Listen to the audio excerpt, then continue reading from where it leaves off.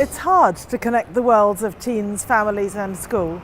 And perhaps, I think if teachers first of all have this ambition in mind, this is already a good achievement. And then I would say the number one thing is to begin with what is interesting to the young people.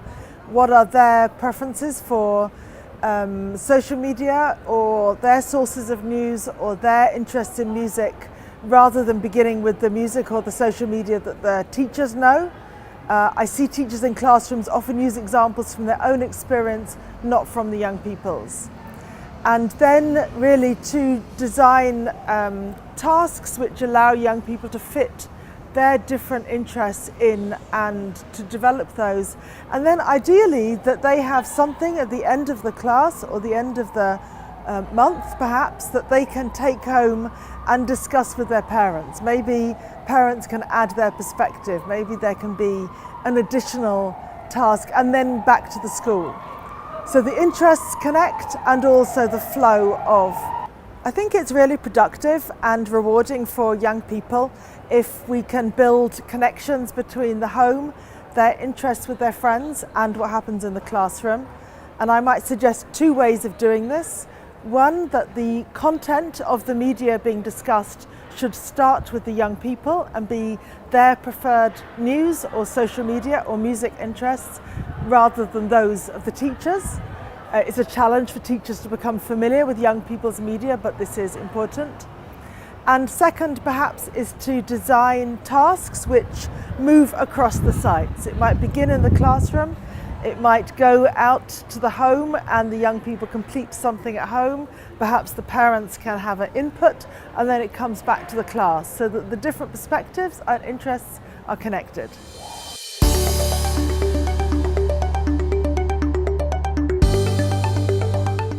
In my experience, young people are already having a conversation amongst themselves about many aspects of social media. They are already interested in fake news, they're interested in different kinds of risk, they're interested in the latest platforms.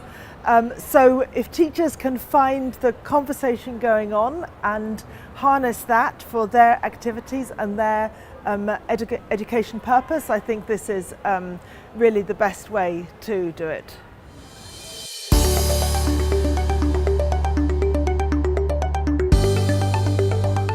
I think there are lots of things that we want media research and media education to do, but perhaps one problem facing us is that people have many good ideas and we don't very often evaluate them. So we don't know really which ideas work and which ideas help children and young people learn the best. So my priority would be to have more evaluations before and after studies of the kinds of different lesson plans, different ideas we introduce within the classroom.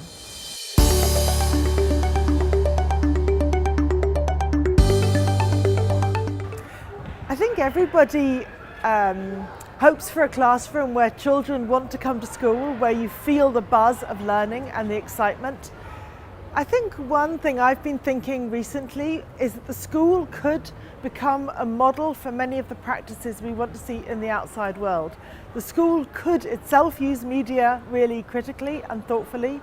The school itself could be a place that rewards and evaluates and values children's creativity. The school itself could be an institution which treats their data ethically. If we made the school the good practice, I think then the children would both enjoy school and they would learn what the good practices could be for the wider world.